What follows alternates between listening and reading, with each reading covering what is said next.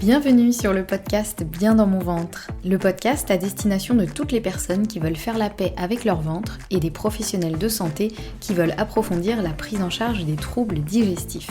Je m'appelle Anne-Sophie Basquet, je suis naturopathe, formée à la micronutrition et passionnée par tout ce qui touche de près ou de loin à la digestion, au microbiote et à ce qu'on appelle le deuxième cerveau. Mon objectif, apprendre le plus de choses possibles sur tous ces sujets et vous les transmettre ensuite via ce podcast, mais aussi via des formations en ligne. Ici, chaque semaine, je vous dévoile mes dernières trouvailles et retours d'expérience en termes de santé naturelle, alimentation et hygiène de vie, pour que vous ou vos clients puissiez retrouver un ventre serein et une pleine santé physique et mentale. Bonne écoute! Bonjour et bienvenue dans ce nouvel épisode de podcast du podcast Bien dans mon ventre. On se retrouve aujourd'hui avec l'épisode numéro 159 dans lequel nous allons parler d'un vaste sujet en ce qui concerne la digestion et qui est l'hyperperméabilité intestinale. Cet épisode est soutenu par les laboratoires COPMED et je les remercie énormément de soutenir le podcast. Je vous en reparle en fin d'épisode. Et si je vous disais que votre intestin, ce n'est pas juste un tuyau qui digère ce que vous mangez, mais c'est plutôt une barrière de haute sécurité qui décide ce qui peut entrer dans le corps ou non. C'est ce dont on va parler aujourd'hui. On va parler d'un sujet vraiment clé qui est l'hyperperméabilité intestinale. Je l'ai déjà évoqué dans plusieurs épisodes de podcast, mais aujourd'hui on va vraiment creuser le sujet. Parce que c'est un terme qui peut être un peu barbare, mais vous allez voir qui est hyper passionnant et surtout ça peut vraiment changer la façon dont on comprend la santé.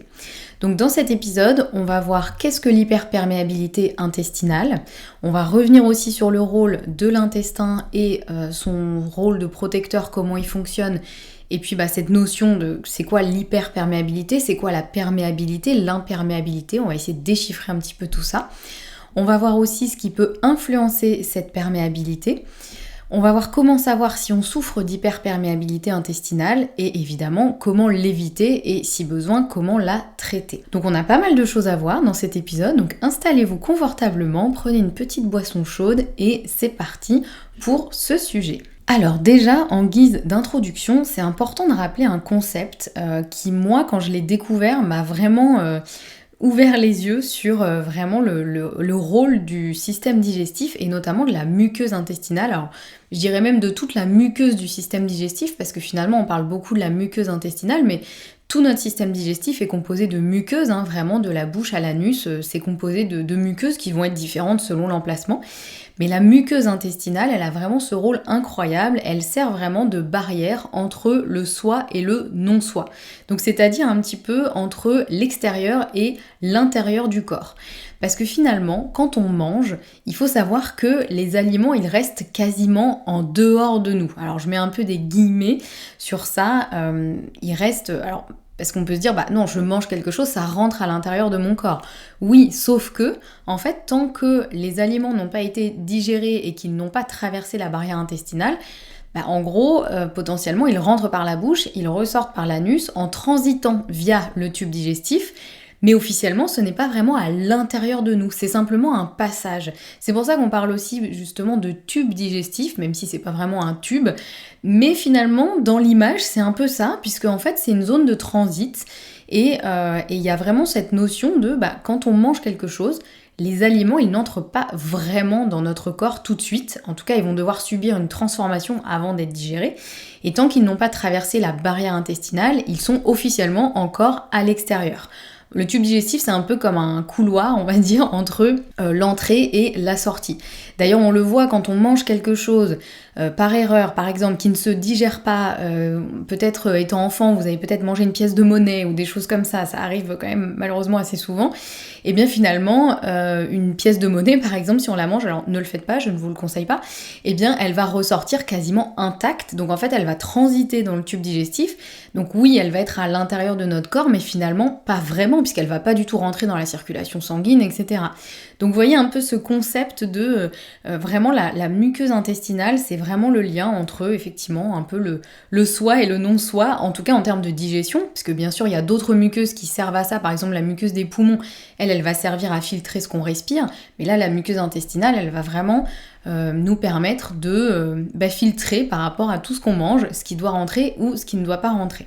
Donc son rôle, c'est vraiment ça. La muqueuse intestinale, elle va permettre de laisser passer dans la circulation sanguine ce qui doit passer et de bloquer ce qui doit être bloqué.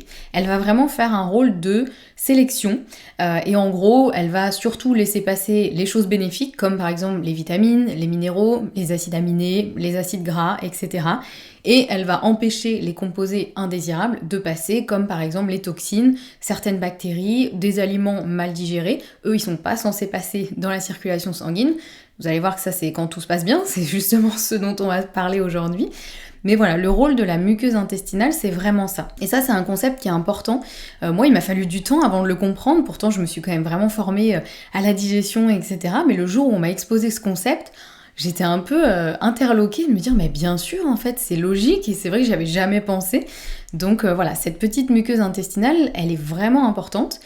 Parce que justement, quand tout se passe bien, c'est génial, mais quand ça se passe pas bien, et que justement on a affaire à une hyperperméabilité intestinale, eh bien c'est quand l'intestin va laisser passer des choses qui ne devraient pas passer, quand justement la muqueuse, elle n'arrive plus à jouer son rôle de barrière et de filtre. Donc elle va laisser passer des toxines, des aliments mal digérés, des bactéries nocives qui n'auraient pas dû passer, etc. Voilà un petit peu déjà en guise d'introduction sur le rôle de la muqueuse intestinale que personnellement je trouve absolument fascinant. Peut-être que vous allez partager cette fascination avec moi ou pas, mais en tout cas j'espère que ça vous intéressera. Et du coup, je voulais revenir un petit peu sur la structure et le fonctionnement de la muqueuse intestinale, parce que vous allez voir, ça aussi, je trouve que c'est assez fascinant. Les choses sont vraiment bien faites. Et souvent, la muqueuse intestinale, comme on parle un peu d'un tube digestif, on peut imaginer un truc un peu lisse. On imagine un tuyau un peu lisse, qui permet de transiter des choses, et puis un tuyau un peu opaque, vous voyez, où il n'y a rien comme un tuyau d'arrosage, où normalement il n'y a pas censé y avoir d'eau qui passe dans le tuyau, elle est censée juste sortir à la fin. Vous savez que j'adore les métaphores un peu bancales, donc on va pas y déroger dans cet épisode. Donc il faut savoir déjà que au niveau de la muqueuse intestinale, c'est pas juste un tuyau lisse, c'est vraiment une surface qui est faite de plis et de replis. Ça, vous le savez sûrement si vous êtes formé à la naturopathie, mais je trouve que c'est toujours important de rappeler ces petites notions parce que parfois on a tendance à l'oublier. Donc c'est vraiment une surface qui est faite de plis et de replis qu'on appelle des villosités. C'est un petit peu, pour vous donner encore un peu une métaphore bancale ou pas, c'est comme si vous preniez un tissu, vous voyez un tissu très fin, par exemple un tissu de soie ou de satin, et que vous ramenez un petit peu le tissu vers l'intérieur. Vous voyez que du coup il va se plier, il va se froisser, il va y avoir plein de petits froissements. Ça doit être comme ça qu'on dit. Et c'est pareil pour votre intestin, c'est vraiment comme un tissu qu'on aurait vraiment ramené un petit peu sur lui-même. Donc il y a plein de microplis, et sur ces microplis, il y a encore d'autres microplis, il y a encore d'autres villosités. Donc c'est vraiment un peu comme Inception, vous voyez, il y a des microplis sur des microplis sur des microplis. Donc tout ça, dans quel but? C'est pas juste pour s'amuser à faire un truc un peu compliqué. En fait, c'est simplement pour accroître la surface d'absorption. Puisque effectivement, si on prend un tuyau lisse, la surface d'absorption, ça va uniquement être la paroi du tuyau. Alors que si ce tuyau, effectivement, il est plein de petits replis, plein de petites villosités, tout ça, ça va faire plus de contact avec le bol alimentaire. Et donc, ça va augmenter la surface d'absorption, qui est au final quand même... Alors, les chiffres peuvent varier selon les sources, mais globalement, on parle à peu près de 200 mètres carrés. Je ne sais pas si vous vous rendez compte que dans votre intestin, vous avez 200 mètres carrés de surface qui est en contact avec le bol alimentaire. Donc ça, c'est quand même assez incroyable. Et tout ça, dans quel but aussi? C'est pour effectivement pouvoir absorber au mieux ce qui doit être absorbé, pour être sûr de vraiment tirer le plus possible de notre bol alimentaire, pouvoir absorber le plus possible de vitamines, de minéraux, d'oligo-éléments, etc., etc. Donc ça, c'est quand même assez incroyable. Je trouve que c'est quand même une belle prouesse technique du corps, parce qu'on se dit... L'intestin, il fait quelques mètres de long. En fonction des personnes, ça peut varier un peu, mais voilà, on est à bien moins de 10 mètres, vous voyez. Et au final, on a 200 mètres carrés de surface qui est en contact avec le bol alimentaire. Donc ça, c'est quand même, si ça, c'est pas un travail d'optimisation, là, je ne sais pas ce que c'est. Donc déjà, ça, c'est un point qui est important à rappeler. Et puis, il faut savoir que la muqueuse intestinale, elle ne fonctionne pas toute seule, il s'agit en réalité d'un trio inséparable. Ça c'est pareil, c'est un concept que j'ai mis du temps à comprendre. Pour moi, il y avait effectivement la muqueuse intestinale, et puis voilà, elle est là, elle fait son boulot, et déjà elle fait un boulot quand même assez incroyable, mais vous allez voir qu'en fait c'est vraiment la muqueuse intestinale. C'est un peu réducteur de parler que de muqueuse intestinale, puisque en fait c'est vraiment un trio qui fonctionne ensemble, et les 3 éléments sont vraiment importants. Donc pour que cette muqueuse intestinale fonctionne correctement, bien sûr déjà il y a l'état de la muqueuse, qu'on appelle aussi épithélium. Il y a plein de noms un peu scientifiques, vous avez dû les entendre si vous êtes formé à tout ça.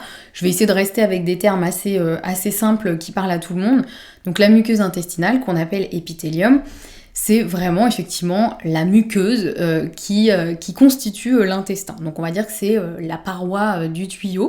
Et dans cette muqueuse intestinale, on va trouver les fameuses jonctions serrées. Donc vous avez déjà dû entendre parler, on appelle aussi les complexes jonctionnels serrés, on peut lui donner différents noms, mais en général on retrouve cette notion justement de jonction et de serré, donc il y a quand même les 2 mots qui sont importants, qui sont vraiment les portes d'entrée de ce qui doit passer.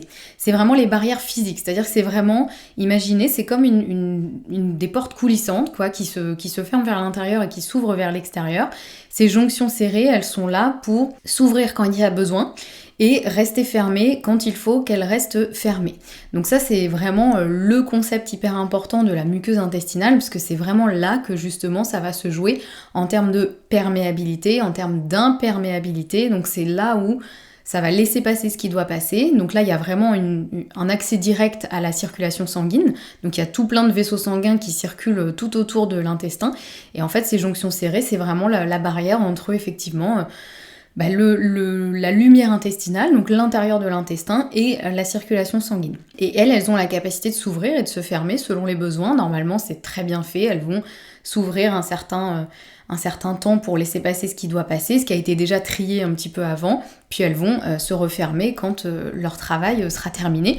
Et ça se passe, c'est cyclique en gros, c'est pas juste un moment c'est les portes ouvertes et après on ferme tout. Chaque jonction serrée va fonctionner un petit peu différemment, elles ont toutes un peu leur rythme. Et il faut savoir que la muqueuse intestinale, elle a un renouvellement cellulaire qui est très très rapide. C'est un des plus rapides du corps humain.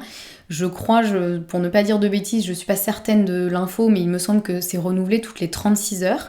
Les cellules, en gros, se renouvellent toutes les 36 heures, ce qui est très très rapide. Et donc c'est un des renouvellements cellulaires les plus rapides du corps humain, encore plus que par exemple la peau que vous avez tout autour de votre corps, par exemple.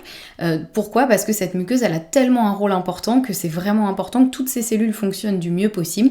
Donc on renouvelle rapidement. C'est vraiment le corps, il va travailler très rapidement pour renouveler les cellules de la muqueuse intestinale pour s'assurer qu'elles soient en bon état, qu'elles puissent faire son travail correctement.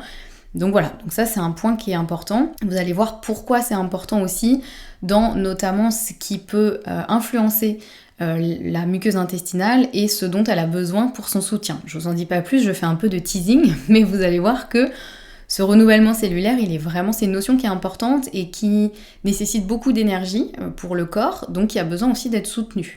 Donc voilà, on va voir ça un petit peu plus loin. Donc ça, c'était le premier élément de ce trio inséparable qui constitue vraiment la barrière intestinale. Le deuxième élément, c'est un élément dont je vous parle souvent, vous savez que c'est une autre de mes passions, je sais j'ai des passions bizarres, il s'agit du mucus protecteur. Ça, je vous en parle très souvent et je vous en ai parlé notamment en long, en large et en travers dans l'épisode sur le FUT2. Donc je vous redis pas tout ce que c'est ici, je vous mettrai la référence de l'épisode en description de celui-ci si vous souhaitez la retrouver. Mais il faut savoir que le mucus, il a vraiment ce rôle, c'est une sorte de gel un peu, pour simplifier, c'est une sorte de substance à l'aspect un petit peu gélatineux, qui va jouer à la fois un rôle d'airbag physique, donc c'est-à-dire vraiment l'espèce de texture en gel va protéger contre les agressions physiques, donc par exemple les substances nocives, les morceaux d'aliments qui vont être mal digérés, les substances irritantes, etc. Donc il a vraiment ce rôle d'airbag. Je dis souvent que le mucus, c'est tout simplement un peu comme l'airbag de la muqueuse. C'est une substance un peu moelleuse qui va effectivement vraiment physiquement protéger la muqueuse et empêcher qu'elle soit agressée par certaines substances, encore une fois des choses irritantes, des choses... voilà. Mais le mucus, il va aussi protéger contre les mauvaises bactéries. Il a aussi ce rôle un peu d'airbag contre les mauvaises bactéries qui aimerait bien aller se nicher dans la muqueuse et venir irriter la muqueuse et faire des dégâts, et bien en gros lui c'est un peu le videur de boîte de nuit qui dit non, toi tu passeras pas. En gros il faut que les bactéries elles se battent un peu contre le mucus, elles se dégagent de cet aspect gélatineux pour avoir accès à la muqueuse. Donc c'est important que ce mucus il soit bien en bon état pour justement jouer vraiment son rôle d'airbag un petit peu physique. Et puis un des rôles quand même aussi super important du mucus, c'est qu'il sert aussi de nid douillet et de nourriture au microbiote. Ça, c'est un point qui est aussi important, parce qu'au-delà de son rôle un petit peu d'airbag qui empêche l'accès direct à la muqueuse, il va vraiment servir de nid douillet pour le microbiote, et notamment pour les bonnes bactéries. C'est vraiment cette petite substance un petit peu moelleuse dans laquelle les bonnes bactéries vont venir se nicher et vont aussi parfois venir se nourrir. C'est-à-dire que les bonnes bactéries, quand elles n'ont pas assez à manger parce qu'on ne mange pas assez de fibres, on leur apporte pas suffisamment ce dont elles ont besoin, eh bien elles ont la possibilité de venir grignoter une partie du mucus, puisqu'il est composé de plein de choses, notamment des choses nutritives pour les bactéries. Alors il ne faut pas qu'elles viennent le manger trop, parce que sinon ça va dégrader l'état du mucus et sa capacité protectrice, mais il est là un petit peu en renfort si jamais effectivement dans notre alimentation on n'a pas assez de fibres ou de manière temporaire, eh bien il va servir aussi de nourriture à ces bonnes bactéries et il va essayer justement de permettre leur survie. Donc vous voyez que ce mucus, il est quand même bien important, et je sais que mucus, ça fait pas rêver, substance gélatineuse. Bon, en général, quand on parle de mucus, on pense à un rhume, hein, bien sûr, et à tout quand on se mouche le nez, mais il faut savoir que le mucus intestinal, lui, c'est vraiment de l'or pour notre santé, parce qu'il a vraiment ce rôle qui est primordial, et en gros, si on n'a pas de mucus, on est bien embêté parce que la muqueuse intestinale, elle est beaucoup plus vulnérable, beaucoup plus fragile. Les bonnes bactéries du microbiote, elles sont un peu sans domicile fixe, du coup les pauvres, elles savent pas où se loger, donc forcément, si elles sont pas bien, elles vont moins bien se reproduire, elles vont moins avoir à manger, et donc il y en aura moins. Donc vous voyez que ce mucus, sous ces airs pas très ragoûtants, il est quand même super important et il joue un rôle absolument primordial dans la santé intestinale notamment. Et c'est pour ça que, pour vous redire très rapidement ce que j'expliquais dans l'épisode sur le FUT2, c'est qu'il y a certains polymorphismes génétiques, donc certaines variations génétiques qui font que chez certaines personnes, le mucus va être de moins bonne qualité, donc ça va avoir pas mal de répercussions justement sur la santé digestive, la santé en général. Alors c'est rien de grave, hein, c'est pas une maladie, c'est pas quelque chose de grave ou de dramatique, mais c'est quelque chose qu'il est quand même important de détecter si c'est votre cas, et de faire ce qu'il faut en conséquence, notamment une des solutions, puisque en gros quand on est FUT2 non sécréteur, donc quand on a ce polymorphisme génétique qui fait qu'on est FUT2 non sécréteur, c'est ça l'appellation, donc ça veut dire qu'on va sécréter un mucus de moins bonne qualité, notamment parce qu'il va nous manquer ce qu'on appelle du fucosyl-lactose, qui est un des composants du mucus. Donc la solution, c'est de se supplémenter en fucosyl-lactose. Donc voilà, j'en dis pas plus parce que je détaille vraiment tout ça dans l'épisode sur le FUT2, donc n'hésitez pas à aller l'écouter si vous pensez pouvoir être concerné par tout ça, notamment si vous avez des troubles digestifs sur lesquels vous n'arrivez pas du tout à agir, si vous avez beaucoup de problèmes aussi ORL, des choses comme ça, ça vaut le coup d'aller vérifier si vous êtes FUT2 sécréteur ou non sécréteur. Et je vous explique tout ça dans l'épisode sur le FUT2. Donc voilà pour le deuxième élément de notre trio magique un petit peu qui permet de constituer cette barrière intestinale efficace. Maintenant il manque le troisième élément et pas des moindres, et il s'agit du microbiote. Il faut savoir que le microbiote, il joue un rôle vraiment actif et primordial dans la fonction et la santé de cette muqueuse intestinale. Il va avoir plusieurs rôles. Un petit peu comme le mucus, il va aussi avoir un rôle protecteur. Alors lui, pas forcément un rôle physique, c'est-à-dire que le microbiote, même si on peut le voir physiquement, parce que c'est tout un amas de bactéries, il va avoir un petit rôle physique, mais lui surtout il va avoir un rôle protecteur contre certaines substances nocives qu'il va neutraliser. Donc là c'est pas juste une fonction d'airbag, c'est vraiment une fonction un peu de petit soldat qui est là avec ses petits outils, et s'il voit arriver certaines substances qui sont un peu nocives, il va avoir la capacité de les neutraliser pour qu'elles ne puissent pas abîmer notamment la muqueuse intestinale. Donc ça c'est important parce qu'il a vraiment ce rôle effectivement protecteur tout simplement. Et il va aussi avoir ce rôle protecteur contre certaines bactéries pathogènes qu'il va empêcher de se développer.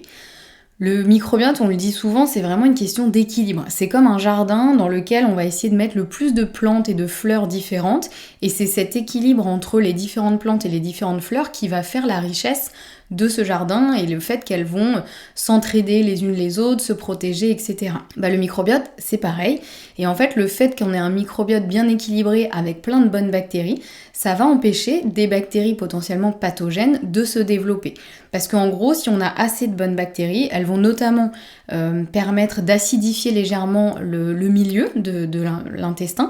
Et les mauvaises bactéries, elles aiment pas trop les milieux acides, donc ça va les empêcher de se développer. Les bonnes bactéries, elles vont aussi physiquement prendre la place dans l'intestin, donc il n'y a plus de place dans le jardin, donc il peut plus y avoir de mauvaises herbes, par exemple. Alors que si on enlève toutes les fleurs d'un jardin, les mauvaises herbes, elles vont se dire « Youpi, il y a plein de place, on y va, on se développe ». C'est pareil avec les bactéries, encore une métaphore qui j'espère pourra vous aider. Donc il a vraiment ce rôle à la fois protecteur contre les substances et contre les mauvaises bactéries, mais il a aussi un rôle de stimulation de la production de mucus. Vous voyez que les choses sont quand même bien faites, puisque le microbiote, il a besoin du mucus, et il y a certaines bactéries dans le microbiote qui vont stimuler justement la production de mucus. Donc en gros, il va presque lui-même construire sa maison et sa nourriture. C'est quand même bien fait, les choses... Moi, je trouve que le microbiote, il est quand même assez malin. Le microbiote, il a vraiment un rôle primordial dans la santé de l'intestin, puisque, encore une fois, il a à la fois un rôle protecteur, il a aussi un rôle nutritif, puisque le microbiote, il est aussi capable de sécréter des choses, notamment les acides gras à courte chaîne, dont je vous ai parlé dans plusieurs épisodes, qui, eux, vont permettre de nourrir, justement, la muqueuse intestinale. C'est vraiment certains acides gras à courte chaîne, ça va être la nourriture des cellules de la muqueuse intestinale. Donc vous voyez que vraiment ce trio, il fonctionne vraiment comme un trio inséparable et chaque élément de ce trio va aider l'autre à être en bonne santé, etc. Donc c'est vraiment un super travail d'équipe. Donc je ne développe pas plus le microbiote parce que j'en ai aussi déjà parlé dans beaucoup d'épisodes et puis il y aurait énormément à dire. C'est ce que je fais bien sûr dans ma formation Naturo-Digest, où là on rentre vraiment dans le détail de qu'est-ce qui constitue le microbiote, les différentes familles de bactéries, lesquelles sont intéressantes, lesquelles sont un petit peu plus dangereuses entre guillemets, etc. Enfin, on rentre vraiment dans le détail de qu'est-ce que le système digestif, qu'est-ce que le microbiote, et quels sont tous les troubles qui peuvent apparaître dans le système digestif, que ce soit en termes de microbiote, en termes de fonctionnement de chaque organe. On rentre vraiment dans le détail. Donc si c'est quelque chose qui vous passionne autant que moi, n'hésitez pas à aller jeter un coup d'œil à tout ça. Je vous mets évidemment les liens en description de l'épisode. Donc voilà pour notre trio un petit peu inséparable. Vous voyez que pour une barrière intestinale efficace, il faut donc une bonne muqueuse, un bon mucus et un bon microbiote. Et vraiment, si l'un des trois éléments est défaillant, c'est tout le rôle de la barrière intestinale qui va être altéré.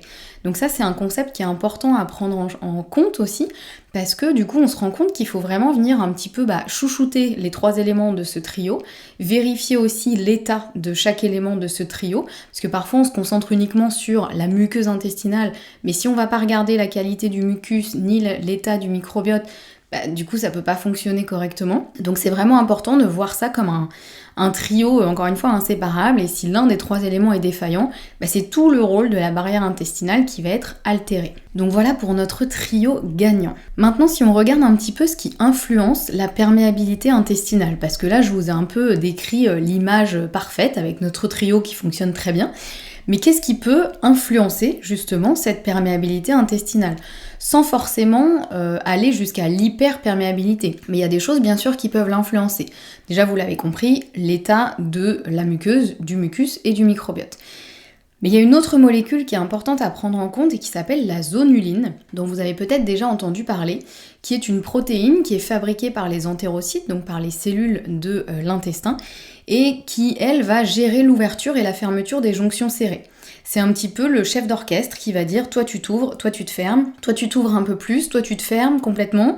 Et en gros, plus il y a de zonuline, plus les jonctions serrées vont avoir tendance à s'ouvrir.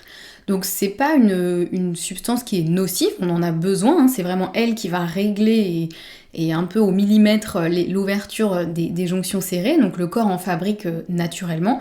Mais vous allez voir que dans certains cas, il peut y en avoir un petit peu trop, et là, ça peut effectivement favoriser une trop grande ouverture de ces jonctions serrées, puisque plus il y a de zonuline, plus les jonctions serrées vont avoir tendance à s'ouvrir, et quand il y en a trop, forcément, les portes restent trop longtemps ouvertes, et donc ça laisse passer des choses qui ne devraient pas. Donc ça, c'est un point aussi important, une notion à garder en tête dont on va reparler juste après, que je voulais vraiment vous expliquer avant. Mais en gros, si on revient sur qu'est-ce qui peut favoriser l'hyperperméabilité intestinale, ça va être soit un mauvais fonctionnement des jonctions serrées, donc c'est-à-dire que la muqueuse intestinale peut être de bonne qualité, pas abîmée, mais les jonctions serrées fonctionnent mal, donc elles vont s'ouvrir trop par rapport à ce qu'elles devraient. Il peut y avoir aussi à l'inverse une altération de la muqueuse intestinale, pour différentes raisons qu'on va voir juste après, mais si la muqueuse elle est irritée, elle est carrément abîmée, et forcément là ça peut pas fonctionner correctement. Il peut y avoir aussi bien sûr une altération du mucus, qu'on va voir aussi, donc j'ai déjà un petit peu parlé, surtout si vous êtes FUT2 non sécréteur, mais il n'y a pas que dans ces cas-là que le mucus pourrait être de mauvaise qualité. Il y a aussi plein d'autres situations, même si jamais vous n'avez pas de polymorphisme génétique, mais le mucus peut aussi être perturbé pour plein d'autres raisons. Et puis il peut y avoir aussi bien sûr une altération du microbiote, ce qui malheureusement arrive quand même assez souvent. Donc maintenant on va rentrer un petit peu plus dans le détail de quelles sont les causes principale de l'hyperperméabilité intestinale. Je dis bien principale parce que honnêtement, la liste des choses qui peuvent provoquer une hyperperméabilité intestinale, elle est longue comme le bras, il peut y avoir énormément de choses qui influencent la muqueuse intestinale, malheureusement elle est quand même assez fragile et elle peut être quand même assez vite altérée. Donc on va voir ensemble effectivement quand même un peu les causes qui reviennent le plus souvent et sur lesquelles en tout cas on peut pour la plupart avoir quand même une action, c'est-à-dire éviter ce genre de choses. Mais il faut savoir que l'hyperperméabilité, c'est un peu malheureusement le mal du siècle et il peut y avoir plein de choses qui peuvent la causer et l'entretenir et l'amplifier. Donc une des premières causes d'hyperperméabilité intestinale, c'est sans trop de surprise l'alimentation moderne ultra transformée qui contient de nombreuses substances nocives pour la santé et pour l'intestin, comme par exemple des additifs, des conservateurs, des molécules ultra transformées que le corps ne reconnaît pas et qu'il va prendre pour un ennemi ou un poison, ce qui n'est pas tout à fait faux. Et donc cette alimentation moderne ultra transformée, elle va en premier lieu perturber l'équilibre du microbiote. Parce qu'on le sait aujourd'hui, le microbiote, il déteste tout ce qui est additif, conservateur, édulcorant, etc. Tout ça, ça va vraiment perturber son équilibre, ça va un peu désherber le microbiote, donc ça va enlever une grosse partie des bonnes bactéries, donc laisser la place à de mauvaises bactéries. Donc là, vous l'aurez compris, si le microbiote est perturbé, c'est le mucus qui est perturbé, c'est la muqueuse qui est perturbée, c'est tout le fonctionnement du système digestif qui va être perturbé. Donc c'est pour ça que l'alimentation, c'est un peu la première chose qu'on peut faire pour soutenir son intestin, c'est d'éviter au maximum tout ce qui va être alimentation moderne ultra transformée. On va essayer de privilégier des choses qui sont le moins transformées possible, avec le plus de fibres possible pour soutenir le microbiote, une alimentation la plus variée possible aussi pour avoir un maximum de vitamines, de minéraux différents, etc. Ça, je vous refais pas le tableau, normalement c'est des choses qu'on sait, mais qui sont importantes à rappeler parce que c'est vraiment une des premières causes d'hyperperméabilité, c'est tout simplement ce qu'on va mettre dans notre assiette, puisque si c'est des choses qui conviennent pas à notre santé, à notre microbiote et à notre intestin, ça va tout simplement l'abîmer. Donc ça c'est un point qui est important. Et je voulais faire un focus aussi sur le gluten, puisque le gluten, il est souvent accusé de causer une hyperperméabilité intestinale, mais parfois on ne sait pas pourquoi. Eh bien, une des raisons, c'est que le gluten, il y a une molécule dans le gluten qui va favoriser la sécrétion de zonuline. Et si vous vous rappelez, la zonuline, c'est cette protéine qui est sécrétée par les cellules de l'intestin et qui gère justement l'ouverture et la fermeture des jonctions serrées. Donc en temps normal, le corps, il équilibre tout seul la sécrétion de zonuline, il sait très bien faire les choses, c'est un bon chef d'orchestre.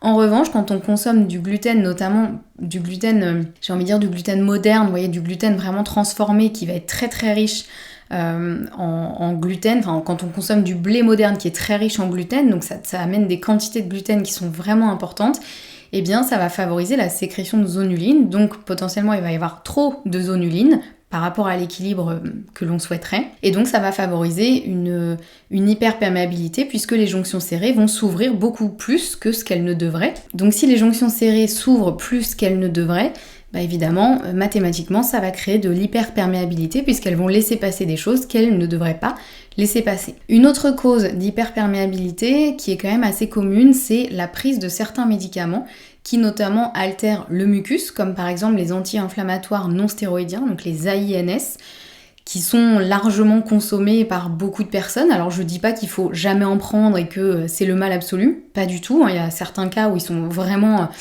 On est content qu'ils existent et ils sont vraiment absolument nécessaires.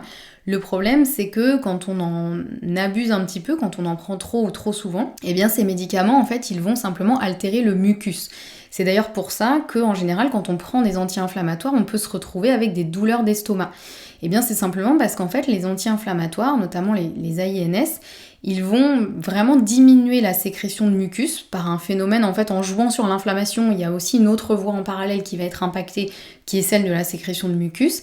Et donc, ils vont vraiment diminuer la production de mucus. Donc, c'est pour ça qu'on peut se retrouver avec mal à l'estomac, parce que du mucus, il y en a aussi dans l'estomac. Il est aussi super important dans l'estomac. Et donc, s'il y en a moins, la muqueuse va être beaucoup plus sensible à l'acidité, dans l'estomac en tout cas. Donc, c'est pour ça on nous dit souvent, il faut bien les prendre avec un repas, jamais l'estomac vide. Souvent, quand on nous donne des anti-inflammatoires, on nous donne aussi des antiacides pour éviter justement d'avoir mal à l'estomac. Donc, voilà, vous voyez, c'est logique, tout est à peu près connecté. En fait, ils vont diminuer la sécrétion de mucus. Alors, si c'est temporaire, c'est pas très grave, le corps va savoir s'ajuster et remettre tout ça en état. Mais si c'est des choses qu'on prend vraiment sur le long cours, ça peut être problématique parce que vous voyez que si ça altère la production de mucus, je vous refais pas tout le schéma, mais si le mucus est de mauvaise qualité, c'est toute la muqueuse et le microbiote qui vont être impactés et donc hyperperméabilité intestinale. Donc ça, il faut le savoir. Alors, bien sûr, il y a des cas où on n'a pas le choix, on est obligé d'en prendre, mais dans ces cas-là, on peut essayer de compenser un petit peu, peut-être en prenant du fucosyl-lactose pour essayer de soutenir la sécrétion de mucus, en faisant d'autres choses. Enfin voilà, n'hésitez pas, si jamais vous êtes obligé de prendre des anti-inflammatoires, n'hésitez pas à demander à votre médecin ce que vous pouvez faire, ou à un naturopathe, ou un professionnel de santé ou du soin. Il y a plein de choses qu'on peut faire pour essayer de compenser un petit peu cet effet sur le mucus. Il y a d'autres médicaments qui vont altérer notamment la muqueuse intestinale, c'est ceux qui altèrent la digestion, notamment les antiacides, donc les IPP, les inhibiteurs de la pompe à protons. Eux, en fait, ils vont diminuer l'acidité de l'estomac, ce qui peut être intéressant quand on a vraiment une gastrite et qu'on a vraiment très mal à l'estomac. Mais le problème, c'est qu'il y a toujours des conséquences à tout. Donc si on enlève l'acidité de l'estomac, la digestion va être perturbée, puisqu'il faut une certaine acidité dans l'estomac pour favoriser une bonne digestion. Donc si la digestion est perturbée, ce qui va arriver dans l'intestin, ce sera des substances mal digérées, potentiellement certaines un peu nocives. Donc ça va altérer le microbiote, la muqueuse et le mucus. Donc c'est un peu l'effet domino, un petit peu, j'ai envie de dire, des antiacides. Et puis bien sûr, il y a aussi les médicaments qui altèrent le microbiote, tout simplement les antibiotiques. C'est pareil, les antibiotiques, on est bien content qu'ils existent et ils ont sauvé des milliers de vies. Le problème, c'est que simplement quand on en prend trop souvent, eh bien ça va vraiment altérer le microbiote. Et vous l'aurez compris, si le microbiote ne fonctionne pas bien, n'est pas équilibré, c'est tout le reste de la barrière intestinale qui va être altérée. Donc c'est important aussi, pareil, quand on doit prendre des antibiotiques ou des antiacides, c'est pas la catastrophe, mais on essaye de limiter la casse. Il y a pas mal de choses qu'on peut faire, donc encore une fois, n'hésitez pas à vous rapprocher d'un professionnel du soin pour voir un petit peu ce qui est faisable, mais c'est important d'essayer de limiter la casse, surtout si c'est des choses qui sont prises sur le long cours, parce que c'est quand même pas sans conséquence. Et puis il y a aussi bien sûr la chimiothérapie qui va vraiment abîmer entre guillemets la muqueuse intestinale, tout simplement à cause de ce renouvellement cellulaire. Vous vous souvenez, je vous ai expliqué au début que les cellules de l'intestin, elles se renouvellent très très rapidement. Et en fait, la chimiothérapie, elle va impacter en tout premier la muqueuse intestinale, puisque la chimiothérapie, elle va jouer sur le renouvellement cellulaire, pour justement empêcher que les cellules cancéreuses puissent se renouveler et proliférer. Donc sauf ça, c'est très très bien, sauf que la chimiothérapie, souvent, elle va pas trop faire la différence entre les cellules cancéreuses et les cellules saines de l'intestin, par exemple. Donc il arrive très souvent pour les personnes qui sont en chimiothérapie qu'elles se retrouvent avec des troubles digestifs et notamment une hyperperméabilité intestinale, puisque tout simplement le renouvellement cellulaire de l'intestin va être impacté, donc la muqueuse va être impactée, Donc voilà, on va dire que c'est un peu le premier à en prendre les conséquences. Donc c'est pareil, dans ces cas-là, bien sûr qu'il ne s'agit pas de dire « Ah bah du coup je veux pas de chimiothérapie si j'ai un cancer parce que ça va me faire des trous dans l'intestin ». C'est beaucoup plus complexe que ça, hein. L'idée c'est surtout, encore une fois, de limiter la casse. Donc si jamais on doit subir un traitement en chimiothérapie, c'est simplement d'essayer de voir ce qu'on peut faire en parallèle, avec bien sûr en prenant en compte toutes les contre-indications liées au cancer, où là il y en a beaucoup, donc on fait pas n'importe quoi, encore une fois on se fait accompagner, mais on peut mettre en place des choses pour essayer de limiter les effets de la chimiothérapie sur la muqueuse intestinale notamment. Donc voilà pour la deuxième cause, donc on a dit il y a l'alimentation moderne ultra transformée et la prise de certains médicaments ou traitements médicamenteux. Une troisième cause, ça va être bien sûr la consommation de substances toxiques. Donc qu'est-ce qu'on consomme de substances toxiques parfois au quotidien? Ça va être bien sûr tout ce qui est tabac, alcool, drogue. Tout ça, c'est jamais sans conséquences sur la santé en général, mais le premier système qui va être impacté par tout ça, c'est le système digestif, puisque tout ça, ça va perturber le microbiote, la muqueuse intestinale, etc. Je vous refais pas tout le dessin. Mais il y a aussi tout ce qui va être métaux lourds, pesticides, etc. Toutes les choses parfois dont on n'a pas conscience, mais auxquelles on peut être exposé dans certaines conditions. Donc ça, c'est aussi important d'essayer de limiter son exposition à tout ce qui va être métaux lourds, pesticides, pollution, etc. qui, tout ça, vont effectivement perturber tout le renouvellement cellulaire, la muqueuse intestinale, etc. Une autre cause de cette hyperperméabilité intestinale, ça peut être une hypochloridrie, donc c'est-à-dire un manque d'acidité dans l'estomac, ou un déficit enzymatique, donc les enzymes c'est vraiment ce qui va permettre de digérer les aliments que l'on va consommer. Donc tout ça, s'il y a pas assez d'acidité dans l'estomac et ou pas assez d'enzymes pour digérer les aliments que l'on consomme, ça va perturber la digestion et par effet ricochet, ça va altérer le microbiote. C'est un peu le même effet que les antiacides, hein, tout simplement. En fait, il y a beaucoup de personnes qui, de base, manquent d'acidité dans l'estomac. Ça, je vous ai aussi fait beaucoup d'épisodes de podcast sur ça. Et donc, tout simplement, ça va perturber la digestion, donc ça va perturber le microbiote, la muqueuse intestinale, etc. Une autre cause d'hyperperméabilité intestinale qui est souvent sous-estimée, c'est le fameux stress. Et là, vous vous dites peut-être, tiens, c'est bizarre, on n'en avait pas encore parlé du stress. Eh bien oui, celui-ci, il est responsable de beaucoup de choses. Et il est aussi souvent responsable d'une perturbation de la digestion et donc d'une hyperperméabilité intestinale. Pourquoi ? Parce que tout simplement le stress, on le sait aujourd'hui, il va impacter à la fois le mucus. Quand on est en état de stress chronique, ça va impacter la sécrétion de mucus. On va moins sécréter de mucus et du mucus de moins bonne qualité. Or maintenant vous le savez, le mucus c'est un peu l'or de la digestion. Donc s'il n'y a pas assez de mucus, ça implique beaucoup de problématiques. Et le stress, il va aussi beaucoup impacter le microbiote. Notre microbiote, il n'aime pas du tout le stress chronique, puisque par un effet de sécrétion de cortisol, etc., je vous refais pas tout le schéma, mais vraiment le stress, il y a beaucoup d'études aujourd'hui qui montrent qu'il va altérer à la fois le mucus et le microbiote. Donc là, vous voyez qu'il y a deux piliers de notre trio gagnant qui sont impactés. Donc effectivement, le stress... J'ai envie de dire peut-être que le stress tout seul ne va pas pouvoir générer une hyperperméabilité intestinale, quoique, mais souvent le stress il vient pas tout seul. En général, quand on est stressé, on va peut-être moins faire attention à notre alimentation, on va peut-être plus consommer de substances toxiques, on va peut-être moins bien dormir aussi, et tout ça, ça va évidemment impacter tout notre système digestif et notamment la muqueuse intestinale. Un autre élément que l'on connaît moins pour l'hyperperméabilité intestinale, c'est le sport intensif. En fait, le sport, on le sait, c'est très bon pour la santé et ça, il faut surtout pas revenir sur ce point. Je suis pas en train de vous dire, du coup, il faut pas faire de sport parce que c'est pas bon pour l'intestin. Là, je parle vraiment de sport intensif, c'est-à-dire vraiment du sport à haut niveau, très intense. Voilà, je vous parle pas d'une activité sportive normale, physiologique, voilà. Mais c'est vrai que souvent, les personnes, les athlètes, les personnes qui font du sport à haut niveau, elles peuvent avoir vraiment des troubles digestifs en fait parce que déjà ils créent un stress sur le corps, même si c'est un stress plutôt positif, mais ça reste un stress, donc le stress il en faut un petit peu mais pas trop. Et surtout, le sport trop intensif va perturber la vascularisation de l'intestin. Comme je vous disais tout à l'heure, il y a énormément de vaisseaux sanguins qui enroulent tout l'intestin, puisqu'ils ont beaucoup de boulot pour transférer les bons nutriments vers le reste du corps. Et en fait, en cas de sport trop intensif, le sang va être dévié vers notamment le cœur, les poumons, parce que là, il faut qu'ils s'activent à fond pour permettre de faire du sport. Et donc la quantité de sang qui va circuler dans l'intestin va être réduite et du coup l'intestin est un petit peu sous-alimenté pendant la pratique sportive. Alors si c'est une fois de temps en temps, c'est pas grave du tout et le corps va réussir à s'en sortir tout seul. Mais si c'est quelque chose qui se répète, effectivement là ça peut devenir problématique et on peut vraiment avoir un appauvrissement de la muqueuse intestinale, de tout, parce que y a pas assez de sang, et le sang il vient aussi alimenter l'intestin, il vient aussi amener des nutriments, de l'oxygène, etc.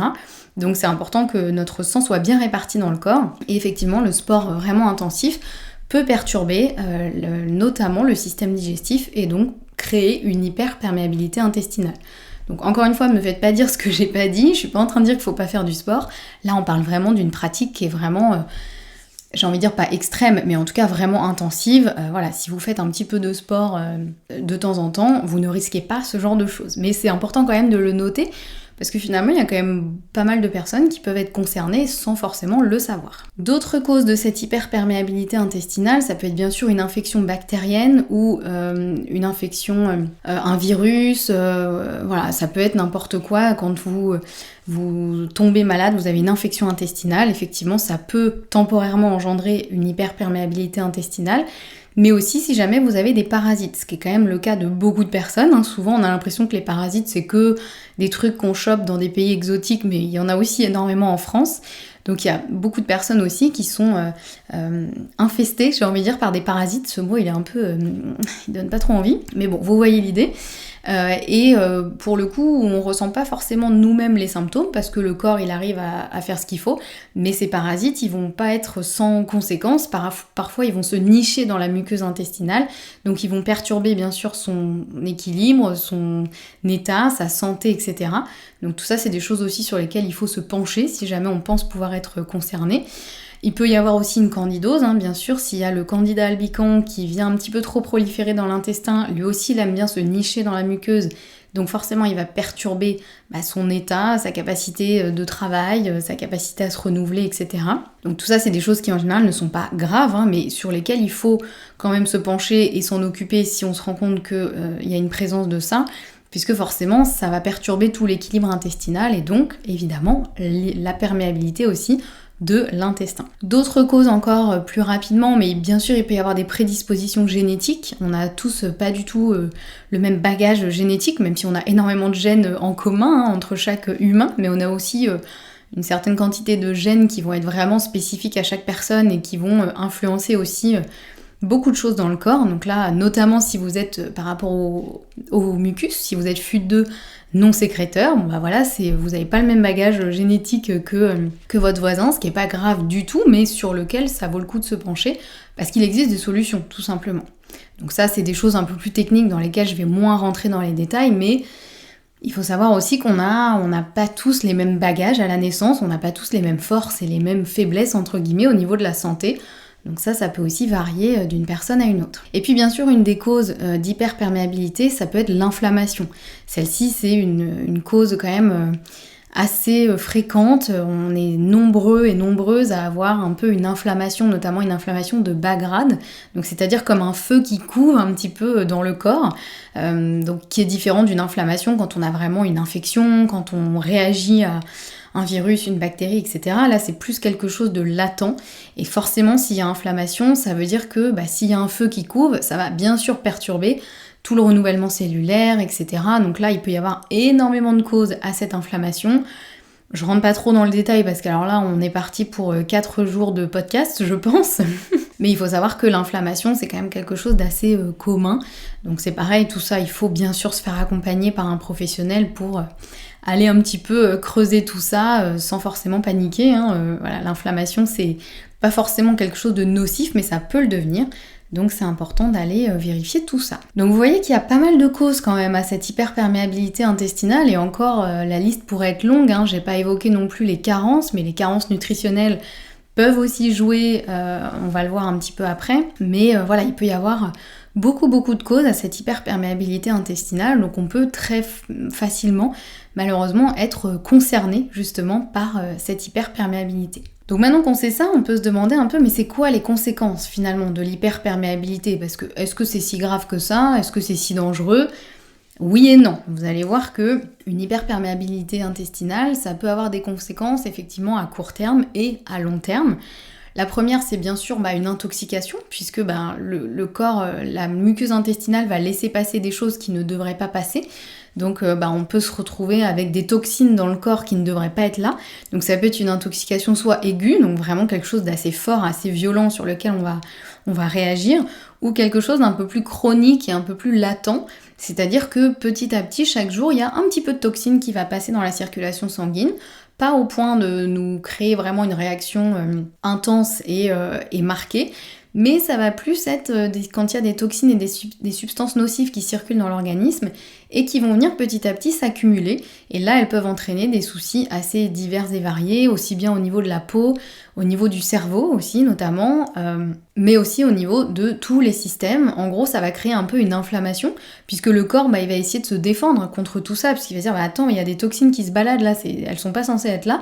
Donc le système immunitaire va réagir, il va essayer effectivement de combattre tout ça. Donc ça crée une inflammation, puisque une des réactions du système immunitaire, c'est l'inflammation. Donc ça, évidemment, c'est quelque chose pareil, dont je pourrais parler pendant des heures, parce que les conséquences, elles sont aussi diverses que possible, et à partir du moment où ça crée une inflammation dans n'importe quel endroit du corps, ce sera pas sans conséquence. Donc c'est pour ça que elle est vraiment pas souhaitable, cette hyperperméabilité. Un autre point, c'est que le foie, il va être un peu surchargé, puisque tout ce qui circule dans le corps va passer par le foie, et le foie, s'il a énormément de toxines à gérer, il va être un peu surchargé, il va dire, attendez, moi j'ai déjà trop de boulot, si en plus on me rajoute plein de toxines, plein de déchets, etc., le foie, il va être un petit peu fatigué, il va être surchargé, il va avoir du mal à faire son travail de détoxification, qui fait normalement très bien. Donc ça, c'est aussi forcément d'autres conséquences à long terme. Il peut y avoir aussi une perturbation du système immunitaire qui peut aller dans certains cas jusqu'à la déclaration de certaines maladies auto-immunes selon le terrain de la personne, c'est-à-dire selon son terrain génétique aussi. Il y a plein de facteurs qui vont entrer en jeu. C'est pas parce qu'on a une hyperperméabilité intestinale qu'on va forcément déclencher une maladie auto-immune. Mais c'est vrai que si on a un terrain génétique propice aux maladies auto-immunes et qu'on a une hyperperméabilité intestinale par-dessus, ça peut être un peu de mettre de l'huile sur le feu, parce qu'en fait, s'il y a des toxines et des choses qui passent dans la circulation sanguine alors qu'elles n'ont rien à y faire, le système immunitaire va réagir, ce qui est normal, sauf que parfois il est un petit peu submergé, ce système immunitaire, il commence à avoir des bugs, et donc il va se retourner contre lui-même, en gros contre le corps de la personne, ce qui est le principe des maladies auto-immunes, c'est quand le système immunitaire réagit contre nos propres tissus. Donc là c'est problématique. Donc c'est effectivement une des conséquences, et souvent quand il y a une maladie auto-immune, dans énormément de cas, on retrouve une hyperperméabilité intestinale. Ce qui ne veut pas dire que c'est la seule cause, bien sûr, mais en général, il y a un travail à faire de toute façon sur l'état de l'intestin quand on est dans le cas de maladie auto-immune. Quand on a une hyperperméabilité, une des conséquences, c'est souvent des symptômes digestifs, mais parfois on peut aussi avoir une grosse hyperperméabilité sans symptômes digestifs. C'est ça qui est un petit peu délicat, parce qu'il y a certaines personnes qui disent « mais non, mais moi j'ai pas de soucis digestifs, j'ai jamais mal au ventre, j'ai un super transit ». Malgré tout, il peut y avoir quand même une hyperperméabilité intestinale sans forcément qu'il y ait de symptômes digestifs, pour plein de raisons.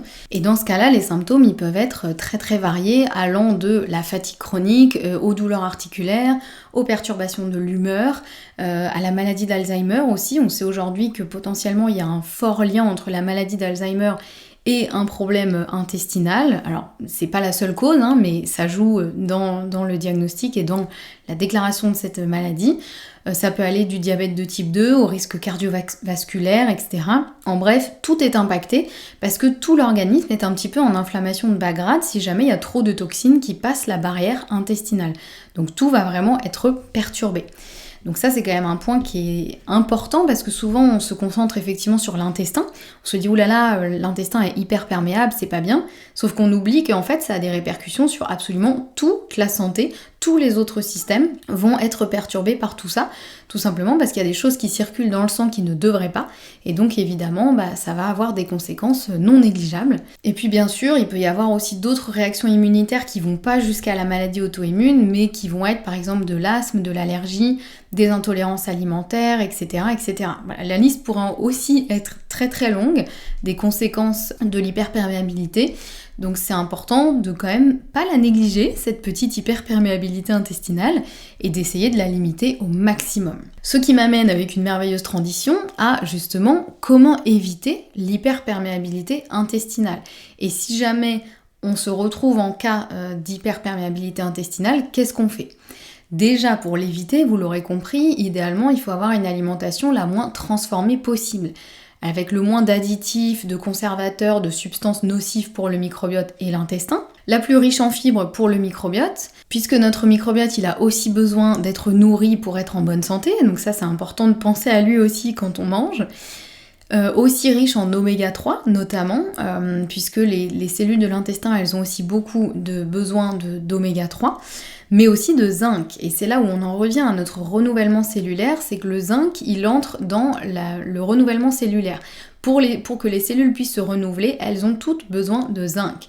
Or, on est quand même nombreux et nombreuses à manquer de zinc, et si on manque de zinc, eh bien, le renouvellement cellulaire va être un petit peu plus ralenti. Donc forcément, ça va aussi impacter la muqueuse intestinale. Donc c'est important aussi de consommer au quotidien des aliments qui contiennent du zinc pour essayer d'en avoir suffisamment pour favoriser notamment ce fameux renouvellement cellulaire. C'est pour ça que je vous disais, parfois des carences nutritionnelles peuvent entraîner une hyperperméabilité intestinale, puisque si les cellules n'ont pas ce qu'il leur faut pour se renouveler, le renouvellement cellulaire est ralenti, il est de moins bonne qualité, et donc forcément, c'est tout le tissu qui va être impacté et qui va moins bien fonctionner. On essaiera d'éviter aussi tout ce qui est gluten moderne, et aussi notamment les produits laitiers de vache qui peuvent créer potentiellement une inflammation et donc perturber tout l'équilibre du système digestif. Et on évitera aussi l'excès de viande rouge, puisque la viande rouge, elle peut être intéressante d'un point de vue nutritionnel, mais quand on en consomme trop, ça va favoriser les bactéries nocives qui vont venir irriter la muqueuse intestinale et donc créer encore une fois ce cercle vicieux de muqueuse abîmée, donc hyperperméabilité intestinale. Un autre point pour éviter l'hyperperméabilité intestinale, ça va être l'hygiène de vie. Bien sûr, on va essayer de limiter le stress, de favoriser une activité physique raisonnée, de privilégier le sommeil, de limiter les médicaments quand c'est possible, ou si on doit en prendre, d'essayer de limiter la casse derrière. Donc ça, c'est des choses qui sont vraiment des choses de base, mais qui peuvent faire une énorme différence, parce que si déjà ces piliers-là sont pas respectés, forcément derrière, on aura beau essayer de travailler sur la muqueuse avec d'autres choses, c'est pas que ça servira à rien, mais presque, parce qu'en fait, il faut déjà avoir les bases qui sont présentes pour ensuite pouvoir rajouter des choses par-dessus. Donc ça, c'est des points où je sais, tout le monde le sait, voilà, mais à quel point est-ce que c'est respecté ? C'est là la vraie question, donc c'est important de rappeler ça aux personnes, que vous accompagnez aussi en naturopathie, de se rappeler que l'hygiène de vie et l'alimentation, c'est les premiers piliers pour avoir une muqueuse intestinale fonctionnelle. Ensuite, bien sûr, on peut s'aider de compléments alimentaires quand c'est nécessaire, qui vont être bons pour la muqueuse, donc soit pour soutenir la muqueuse intestinale et notre trio gagnant, soit pour vraiment venir combattre une hyperperméabilité intestinale si on sait qu'elle est installée. Donc il y a pas mal de choses qu'on peut prendre pour venir diminuer l'inflammation, stimuler le mucus, équilibrer le microbiote, favoriser le renouvellement cellulaire de la muqueuse, etc., etc. Donc ça, il y a pas mal de choses. Donc bien sûr, n'hésitez pas à vous faire aider d'un professionnel de santé pour savoir ce dont vous avez besoin selon votre profil.